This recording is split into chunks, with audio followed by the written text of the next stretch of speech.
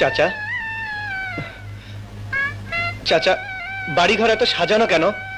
আর হেনা কোথায়?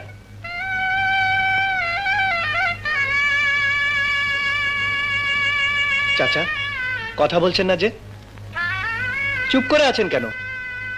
হেনাকে তুমি ভুলে যাও। ভুলে যাব? হ্যাঁ বাবা, হেনার বিয়ে হয়ে গেছে। না না, হেনার বিয়ে হতে পারে না।